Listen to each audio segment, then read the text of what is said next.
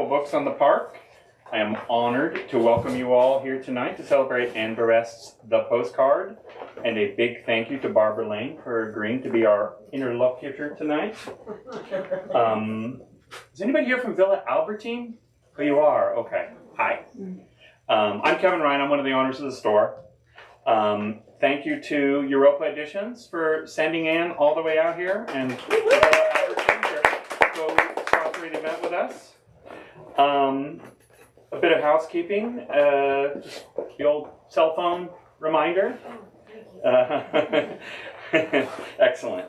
And a reminder to check our event calendar. We've got a couple of good events coming up. Kimberly Reyes will be here tomorrow night to celebrate her book of poems, Vanishing Point. And on Wednesday, Dave Eggers will be here to discuss and sign his lovely new book, The Eyes and the Impossible. We have two editions of that. One of this has a carved wooden cover, very beautiful book, very collectible. And so tonight we are going to hear an excerpt from the postcard. Barbara will do some reading, right?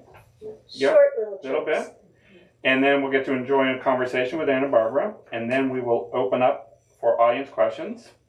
In the front row here we have John McMurtry, the editor from Ziziva, who will be providing translations if we get tripped up with any language issues. Not needed.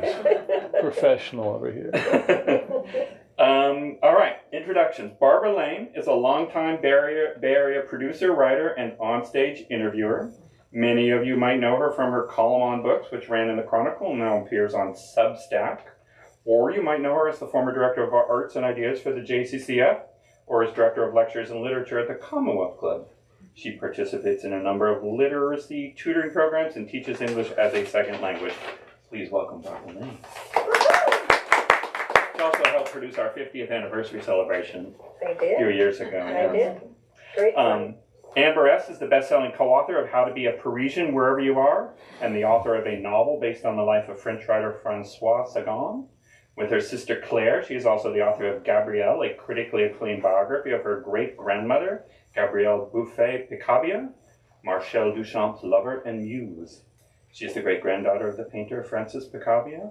For her work as a writer and prize-winning showrunner, she has been profiled in publications such as French Vogue and Haaretz newspaper. The recipient of numerous literary awards, the postcard was a finalist for the Goncourt Prize and has been a long-selling bestseller in France. And, I will add personally, a book that I loved and personally affected me very much. And I'm very honored to have her here tonight. So, welcome Anne, and thank you. Thank you for coming. Thank you so much, Anne, for being here. I want to know how to be a Parisian. I have to, just to learn to tie a scarf like a Parisian woman. But anyway, so happy that you're here. And I, like Kevin, adored this book. It's spectacular. If you haven't read it, please, please do that and help Green Apple by buying one here tonight. Okay, so as Kevin said, this book was published 2 years ago in France to great acclaim, and now it's been translated and just dropped here in the US, and it's everywhere. Big New York Times story, big NPR story. It's a sensation. How does that feel to have the whole thing sort of happening again? It's for us French writers,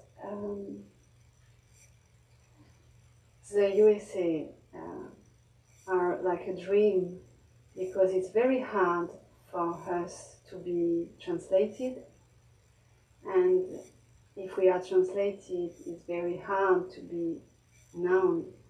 So before I came here, I didn't expect anything. I was just happy and thankful of being translated.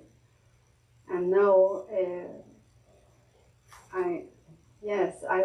since I have been here, I wake up every morning and I have to pinch myself to be sure that I am not dreaming. Yeah, well, you deserve the success. Can everybody hear Anne? All right? Okay. Maybe I will do that.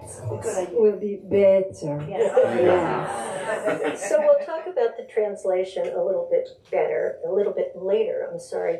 But this is based on the story of your family. So why did you decide to fictionalize it? Yes. First of all, I have to explain that everything is true. The novel is based on events that happened to me, to my family.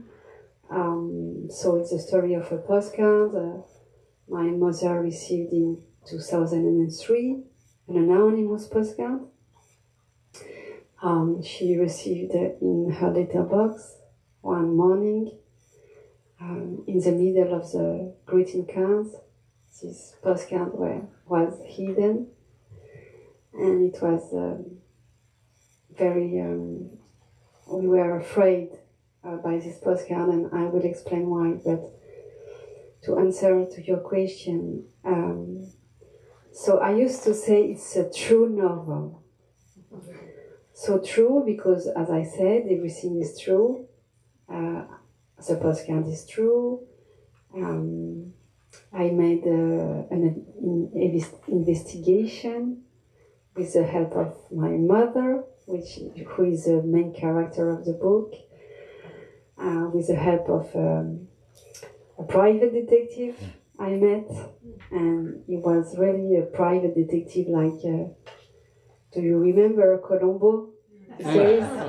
He was the same, but the French side. And I met also a graphologist who is a specialist for, Handwriting. yes, but not only handwriting, but when you try to write, to change your your handwriting. So to remain anonymous, and he was a specialist for the trails. Yes, and this graphologist I met is named Jesus, and I couldn't invent it. That's why it's a true story. Well, and tell us what the postcard contained, the names yes. that were on the postcard. So the postcard, as I said, was anonymous, no signature, no message, nothing. Only 4 first names. 4 first names that my mother recognizes immediately, because they were the first names of her grandparents, uncle, and aunt, who died in Auschwitz during the Holocaust. So these people were murdered because they were Jews, and 60 years later, someone sent a postcard with only the first names, and we don't know who, we don't know why, we had not the slightest clue of who it could be. So it was frightening. I was going to ask you, how did your family react to the receipt of this postcard? So we were really afraid because at first it's never comfortable to receive an anonymous letter.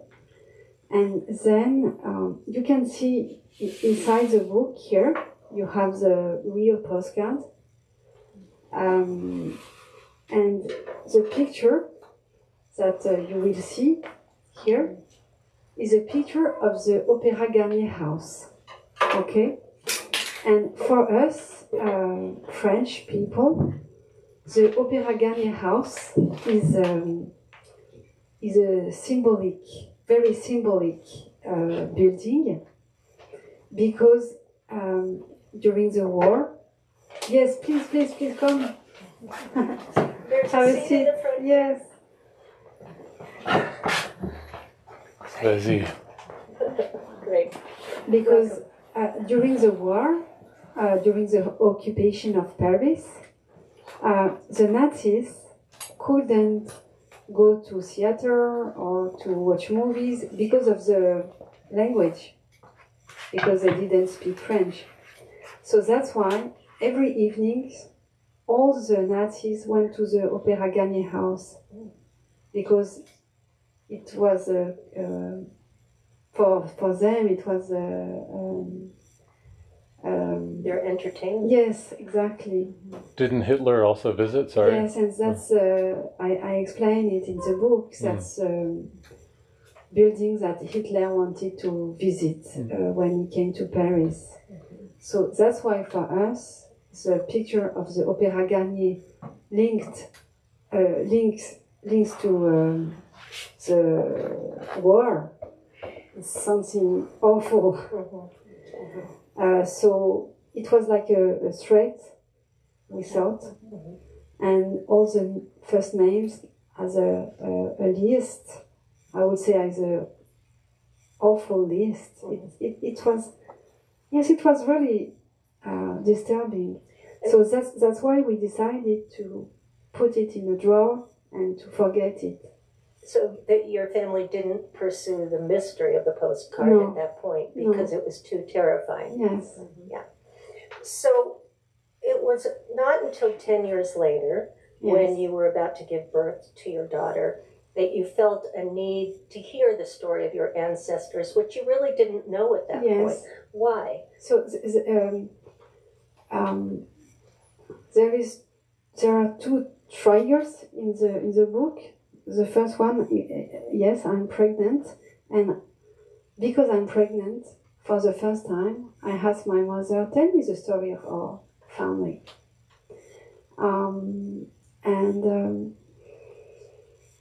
I didn't know a lot of things about them. Why? At first, my grandmother never spoke about them. For many reasons. At first, because it was too painful. She was the sole survivor of her family. She lost a brother, sister, parents, grandparents, uncle, cousins. Everybody was dead. So it was too painful. And then it may be difficult to imagine that after the war in France, Jews didn't want to speak. Because they were still afraid. You have to imagine that the neighbor who had denounced you and your family was still the neighbor. And the policeman who arrested all the families in the building were still the policemen of the neighborhood. So they didn't want they always said it can happen again. And so that's why, for example, my grandmother decided after the war to baptize my mother in a church. And the priest was okay, even if they were Jews. But my grandmother wanted to have a paper in case to say, okay, no, my daughter is Catholic. So this silence of Jews is the silence of a generation. And it's the same in all Jewish families in France after the war. And it was hard for them to speak out because also they said, we are afraid of not being listened to. And so that's why they prefer to keep silence. And for example, Simone Weil, who is a very famous woman activist in France, she fought for abortion, and she said the worst was that we were afraid of not being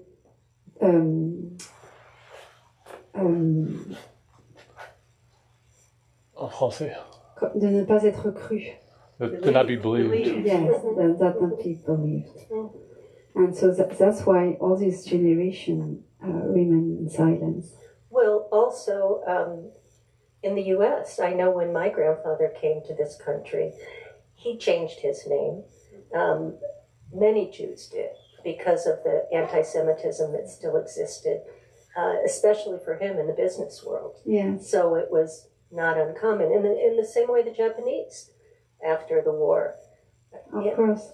And in the book, I give the example of one of my friends who is older than me, and his family decided to change their name in the middle of the 60s in France because they were still afraid.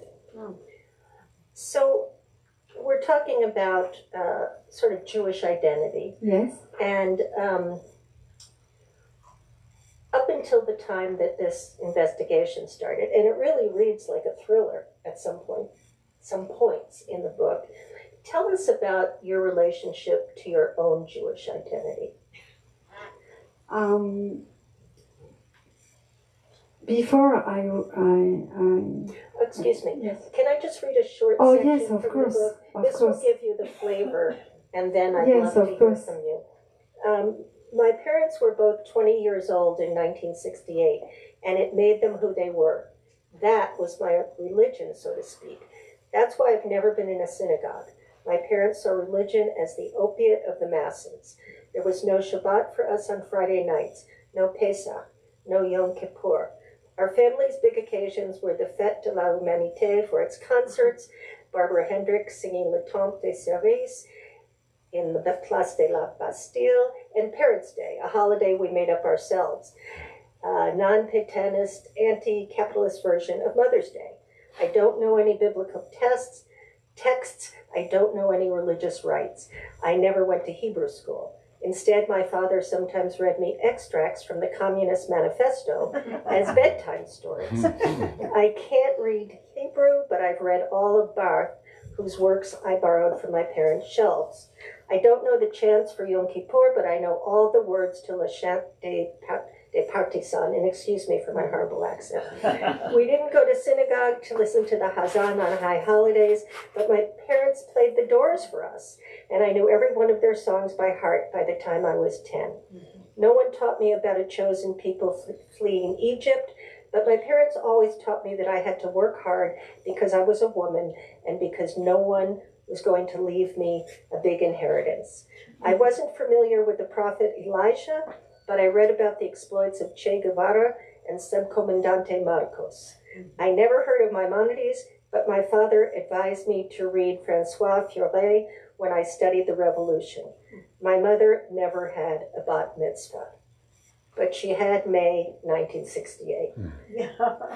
So your parents were radicals. Yes. So yes, as I said in the book, I never went into a synagogue before I was something like 20 years old. And before I wrote the book, I very rarely say that I am Jewish. Never. It was something like hidden. And a lot of people discovered it like a coming out in this book and say to me, you are Jewish? We didn't know.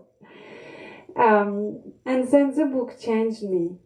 And I think that if you are the same person before and after you write a book, it means that you have maybe not worked enough.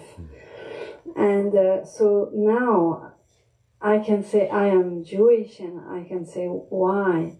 And I worked about several issues. What does that mean to be Jewish of the third generation? What does it mean to be part of a community when you are secular?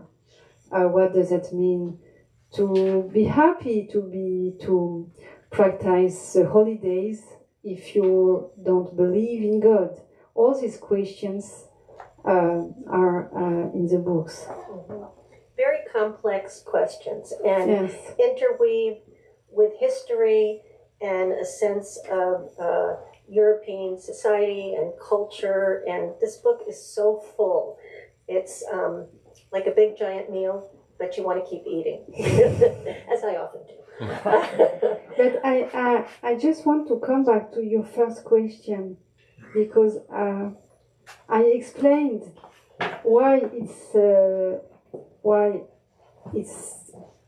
everything is true in the book, but I didn't explain why it's a novel. Yes.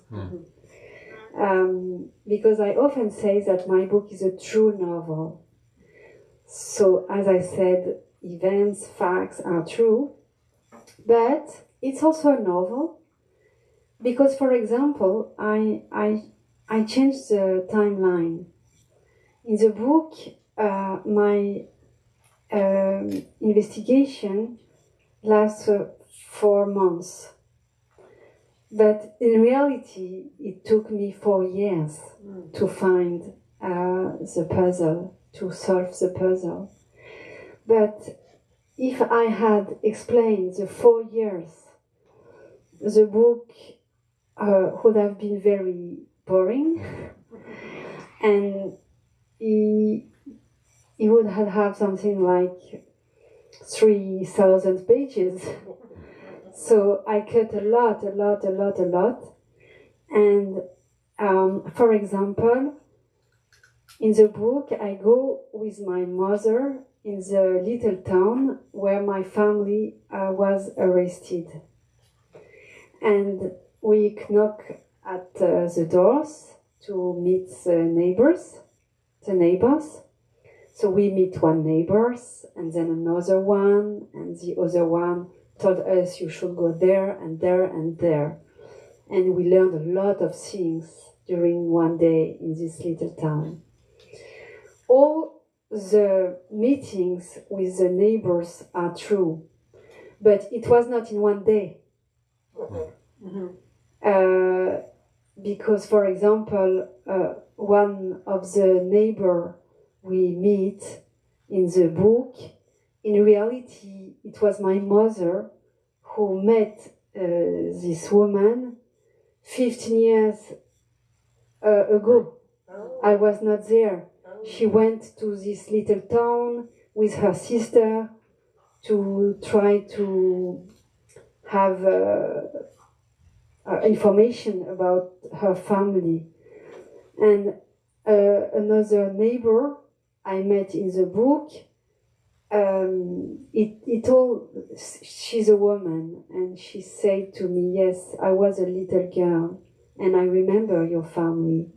And my mother always told me that when the children were arrested, they came into the car, the police car, singing the Marseillaise, which is the national song.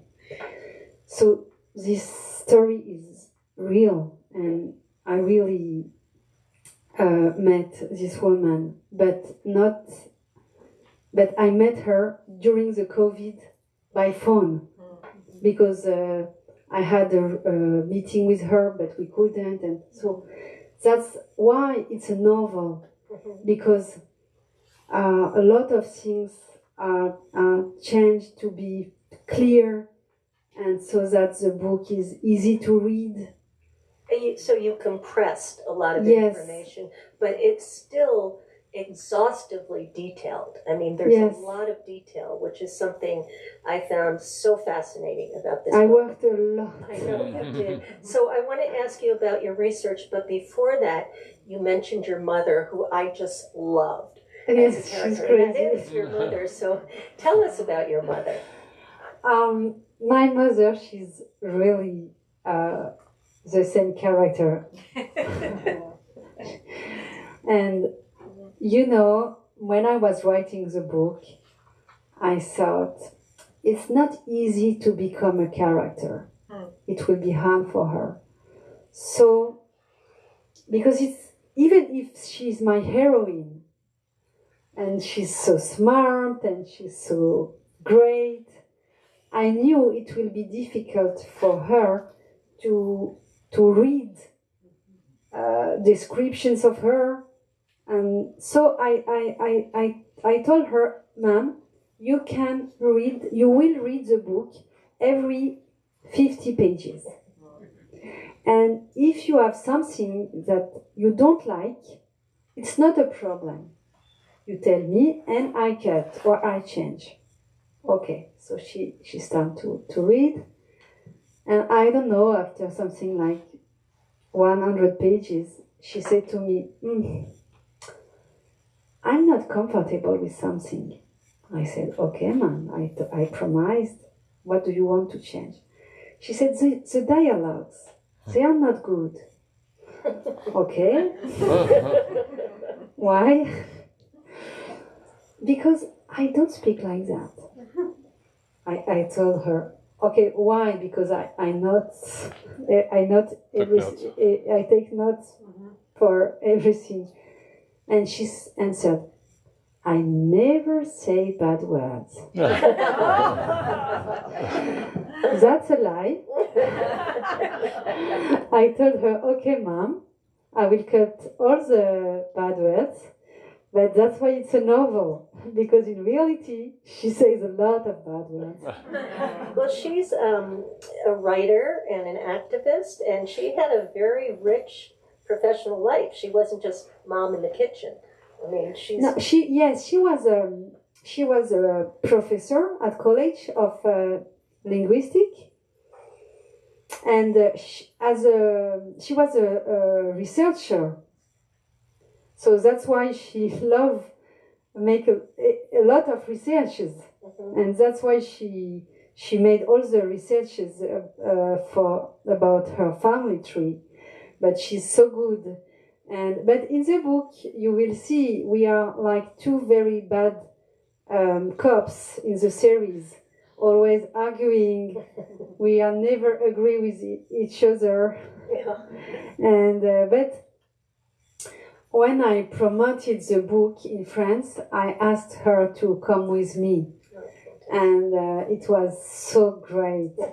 And she went with me to meet the journalists and to meet readers in bookshops. And it was so funny to be with her. And because she's like in the book. So people were so happy to meet her because they made the character of a book. That's not usual to meet a character. I wish we could have her here with us. Yes, now. but I do. it's far away from Paris, Yeah, and she's old now. I understand. Yeah. So, back to your grandparents' story. They were in France when the anti-Jew campaign began, and others were leaving. So I want to talk about why they stayed, but first I want to read a little section from the book.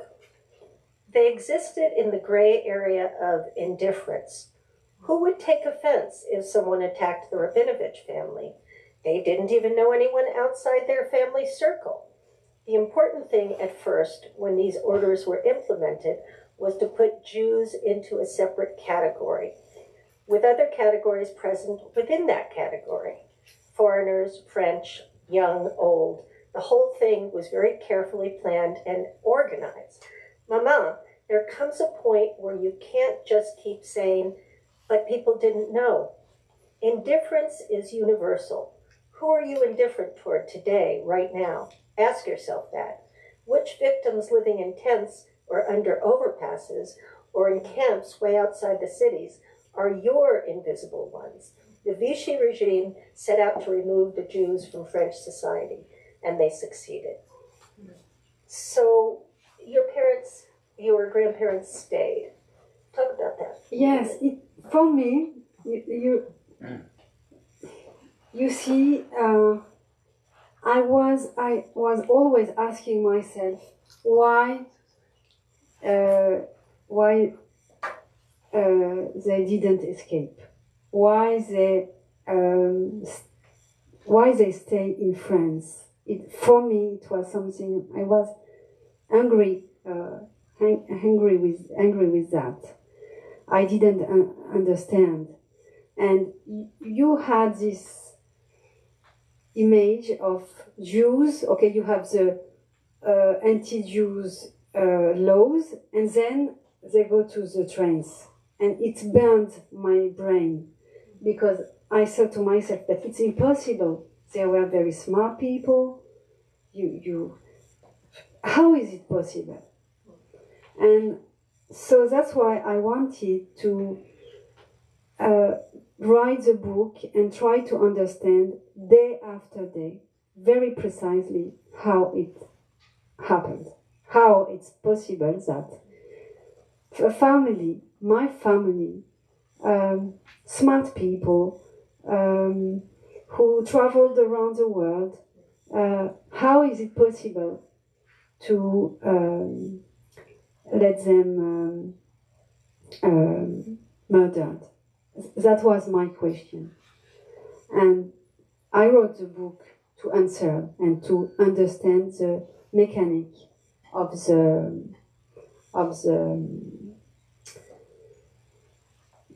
Holocaust.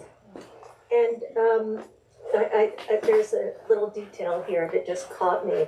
Your great-grandfather had always been in love with this woman, and they didn't end up together, but he loved her for his whole life.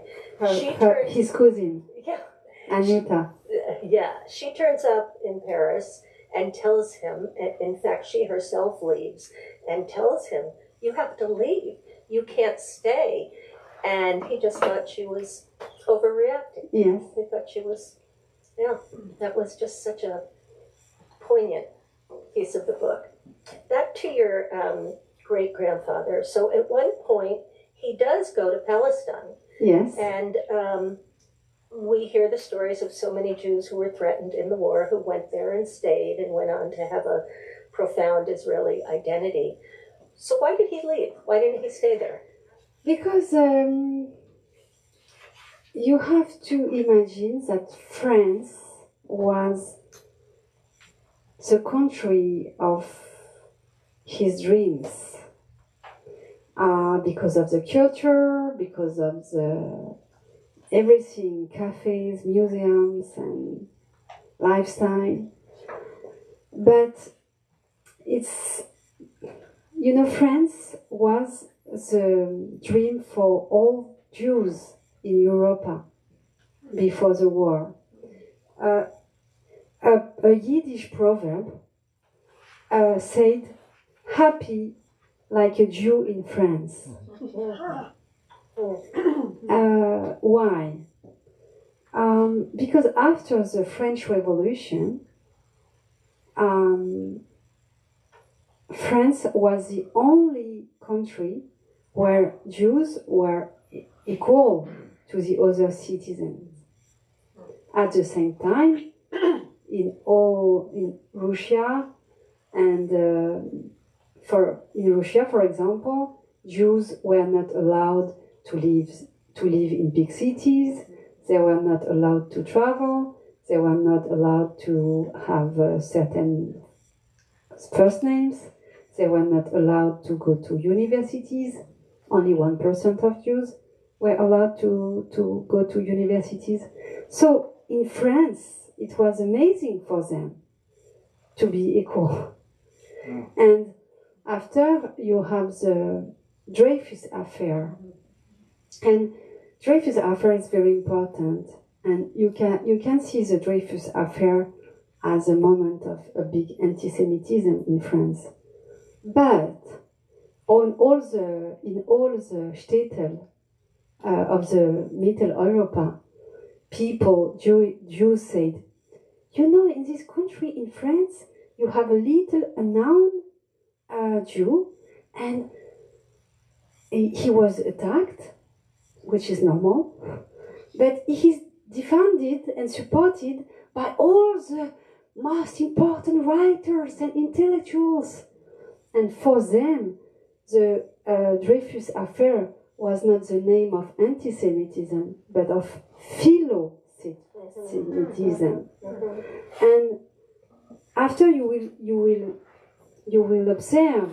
observe during the war that in the same family, you can have a brother who denounced Jews and another brother or sister who tried to hide Jews in the attic. So France is this very complex country where you always have a mix between anti-Semitism and philo-Semitism. It's always the same, like the two sides of the same sheet. And that's why Ephraim, he doesn't see the anti-Semitism side, but the other side. And he believes in France, he believes in the values of France, fraternity and equality and liberty. And a lot of Jews believe in that. Until the very end, he believed he was going to get French citizenship. Yes, and he thought that if he became a French citizen, it would be protected by the government. But the government will kill all the Jews and even French Jews. So there are some very difficult scenes to get through in this novel. An explicit rendering of the horrors of the Holocaust. Why did you give such a detailed description? I mean, this is a decision you made. Yes. And so why? Do you think that still we really don't understand it fully? It was 3 passages very hard to write. So when my family is in a transit camp in France, transit camp, it was the camps where they are waiting for the trains. Of course, Auschwitz, and then the passage of the chapter of the book in the Hotel Lutetia. Hotel Lutetia is a big palace in Paris where all the deported were the government I don't know how to say welcomed them, but welcome is not so good word. And so it was very hard to write, and I wonder myself as a writer how I can write these chapters. And my answer was, okay, I will not be a writer during these moments. I will watch all the documentaries I can. I will read all the books I can. And all sentences of these chapters are sentences I took from witnesses. You have all the dialogues, all the descriptions, all the details. Everything is took in documentaries or books. So that's why I say I'm not a writer anymore at that moment. I am only a conduit, a channel between witnesses and readers. And why? Because I think that I can't imagine anything, because if I imagine something, even if it's a little detail, someone can say, you see, you imagine. That's not the reality. It doesn't happen there. Yeah. So that's why it's very dangerous when you write about the camps, and that's why my way to answer. He just told me I had 5 more minutes, and I'm not listening to that. No, I'll listen. I'll listen. Okay. So I have a lot more that I want to ask you, but I'll just ask you a couple more questions. So your grandmother, Miriam, was the only one who survived among her family. And near the end of the book, you write from her perspective. You change, Yes. and you're writing from her perspective. Really interesting decision. Why did you decide to do that? You mean during when she's in the south of France? My mother didn't want I write these chapters because it's chapters about the love story of her parents, but there were 3 persons in this love story, so it was a little bit complicated. But in a letter I found of my grandmother, she said that this moment during the war, when she was hidden in south of France and she had 2 lovers, she said she was the best moment of her life. And it really moved me to think that it was the best moment of her life, and I wanted to write the novel of this best moment. And it's a moment when she's alone, she has to hide, she doesn't know that everybody is killed. She hopes that she will see them again. And she had this amazing love story. And you have a syndrome in psychoanalysis which is called the syndrome of the resistant fighter. After the war, a lot of resistance fighters came into depression because when they were fighting, the life was so lively, it was so strong. They wanted to make love every evening because maybe they would die the day after. It was more than life. Intensity. Yes. And so I think that at that moment my grandmother had such intensity. I wanted to write it, even if my mother was not agree. I'm just going to tell you there's a surprise at the end of this book when we learn the identity of who wrote the postcard. And I'm not going to spoil it, but I want to say it's extremely satisfying as a reader. I found it very satisfying. I have one more question, and then we'll open it up to questions from you all. Are French Jews living through a similar time today, ignoring the evidence of what's happening, do you believe? I don't know. I think that maybe in a larger point of view, we are living things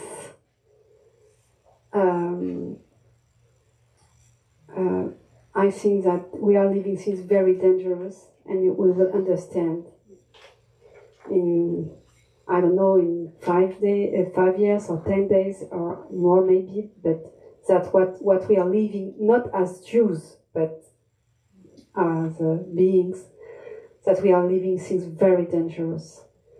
But in France, of course, we have a lot of anti-Semitism, and it's an issue, but anti-Semitism is a part of racism, and that's an issue. When you see history, you see that at each financial crisis, you have a rise of racism, and so that's what happened now. I'm just going to read one more passage from the book. Look at all of us around this table, Francoise said.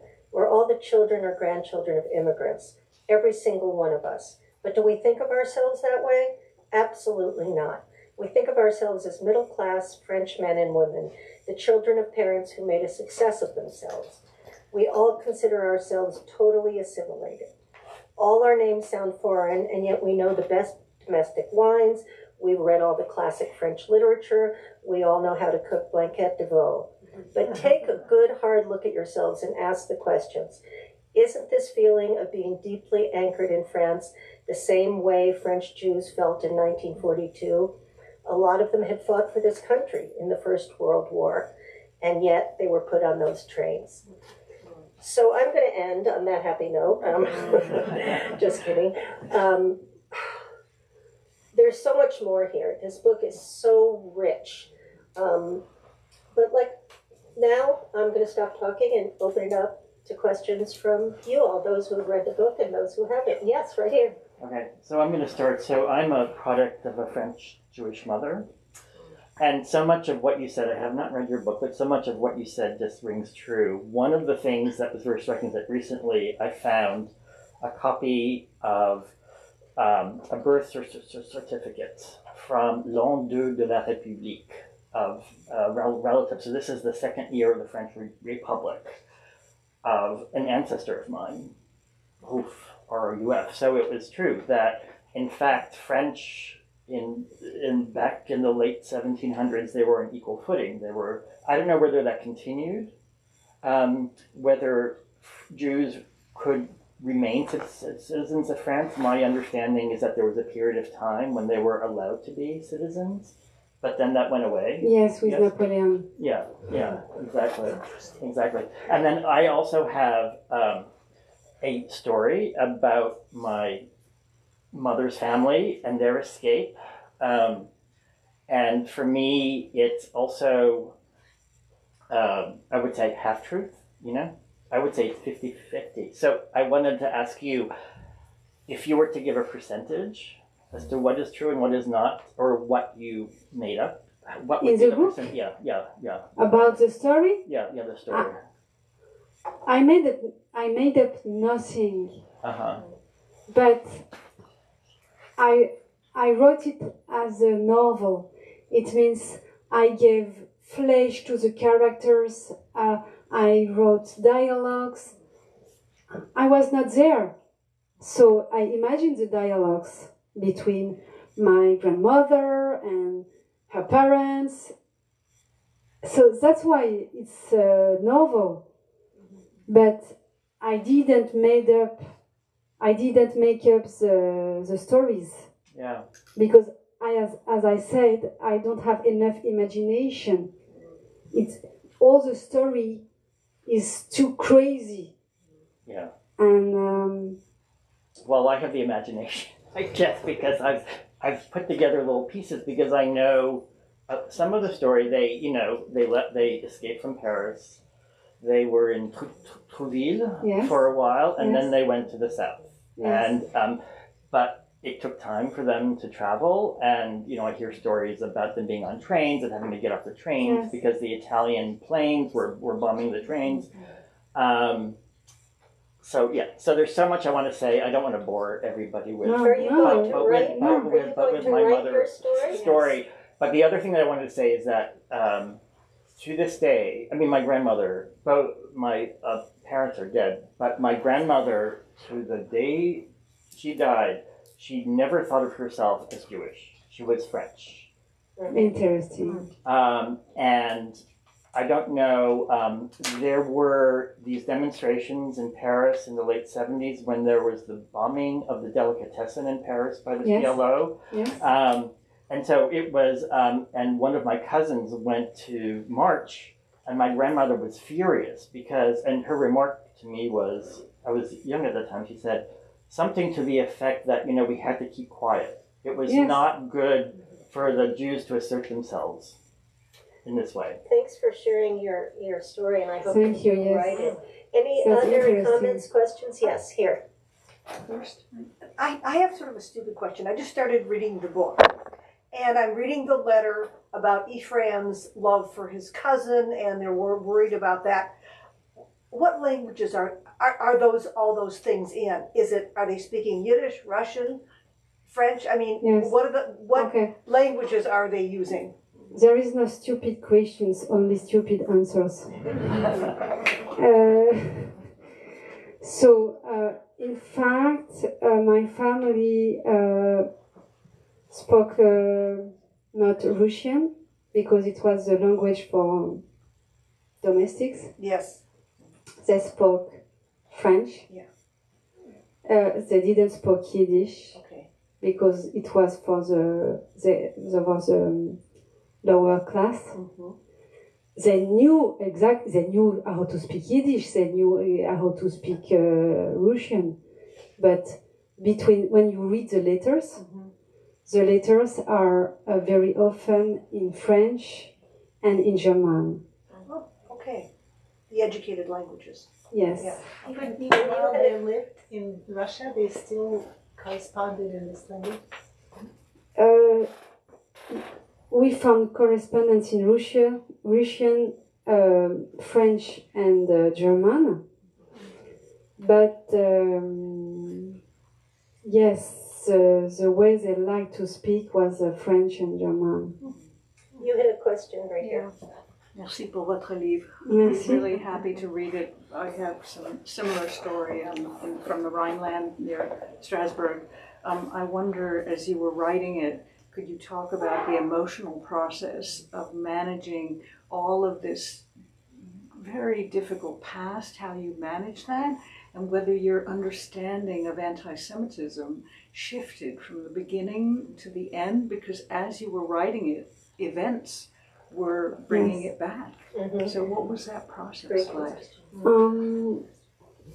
So it was a special right to write because I worked a lot. I'm not an historian, so I felt that I had to work more than anybody, and so I was overwhelmed in this story during 4 years. And it's very strange, you see, you spend your day in that world, and after you had to pick up your children at school, and it was special. Split screen. Yes. Yeah. And I had nightmares, and especially with children. And something very weird happened when I was writing, is that I was like a little bit in trance, and I had the feeling that my ancestors came into me to explain me how to write. It was very strange, but it was like voices and a strange vibration. And so that's to answer about the emotional part. And sometimes I thought it's too difficult for me. It's like the book is too big for me. But my ancestors were on my shoulders, and they told me, no, you have to do it. You have to do it always. It was very weird. You can only imagine how it was for Anne, because when I read the section where your grandmother's siblings were taken and she was able to escape, the emotion was just overwhelming. And so I can't even imagine for you how that was. Let's take another question in the back. Yeah, it's kind of related, but I just want to say thank you so much for this book. I loved it. Thank you. Very rare experience. I read it over the weekend. I bought it in New York, and then this thing came up, and I'm like, I have to go. And one of the things that made me think about, as a non-Jewish person, but as a Chinese American, Taiwanese American I can identify with so many of the parallels. Of course. Assimilation, of the swings of, you're in and then you're out, and all that. But I guess what really struck me was how, and I'm curious to how did you in the past think about your Jewish identity, about the Holocaust? And I mean, not even beginning of the book, but like earlier on, because after I read your book, it was like this door that I closed from history books, opened again, because I was a teacher and around maybe the time, I think you said you were like in the early 2000s, 2008, and I taught Mouse in my class. And I went back and I reread that after I read this, and I rewatched Schindler's List. I went through the whole thing, and I was just curious as to what you were thinking. As you did all your research, did you think our perspectives and your perspective changed on the history, on the meaning of it? When you look at the writing about it now versus the writing about it then, has it changed? I would just ask if I well understand the question. si votre perspective a changé avec avant la recherche et après, I think. Yes, of course it's changed. But I'm sad to say that before I was somebody very optimistic. And now I'm not anymore. Now I am afraid, really, I'm afraid of all times. Not only as a Jew, but I think that all the signals around us are very bad. Are you talking about France now, or you're talking in a more global sense? In a more global sense. We have time for one more question. Cheryl? Okay. I'll be quick and you can go. All right. Oh my gosh, let's see, so many questions. I noticed, even starting the book and then going further, it was very even in the prose. It wasn't like elaborate, it was almost very factual. I wanted. Right, and then the middle of it where it became so emotional, I mean the descriptions were just wrenching, but it was very, very steady. Yes. And I was going to ask how you did that, and it seems, you know, it was so interesting. I mean, you were so descriptive, but you channeled. Yes, because for me this book was my duty of transmission. Yeah. I wanted to write it for the young people. Mm-hmm. So that's why I wanted the style were very fluent. You don't have to search one word in the dictionary. Okay. Because I wrote it for the youth, and I wanted that all the historical points were very clear. And often my editor, she told me, you have to cut because, for example, that point, we know that point.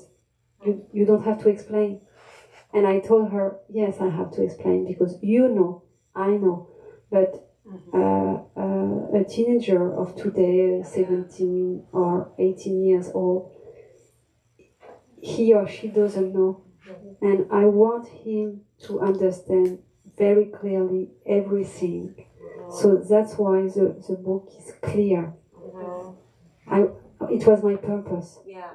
Are they reading it? I mean, what have been the responses even in this country, France? In France, it was very, very supported by young people. Oh, fantastic. I was so happy, and I go once a week. I go in a class in France in a high school once a week. That's great. And since I've been in the USA, I went to 2 classes because I think that it's so important. Yeah, great. Wow. Well, that's encouraging. You say everything is like scary. Yes. I mean, that is the future, right? There was one question in the back, and that's the last one. What did you feel when you discovered who actually... Could you speak up? Yes. What did you feel when you discovered the author of the postcard? Okay, I will not spoil it. No, don't spoil it. But I can say that, as I said, I couldn't imagine it. You know, when I was writing the book, I was writing two detective novel, because it's written as a detective novel, but my problem was that I didn't have the end. and I was stressed because I thought if I don't find it, the readers will be furious. Because I didn't imagine anything, so I couldn't imagine the end. It doesn't work. So I had to find it. And so when I discovered, I was voiceless, yes? Speechless. And so the first thing that I called my mother, she was also speechless. And I didn't know how to write my emotions. And you will see. So, thanks to all of you for coming tonight. Thanks, Kevin, for Green Apple hosting, and most of all, thank you, Anne Berest. What Thank a you. fabulous book. We're just Thank delighted. you. Thank you so much. Thank And you. thank you, Barbara. So, the book is for sale at the front counter. We're going to set Anne up at that counter right there if anybody wants to get a signed copy, which I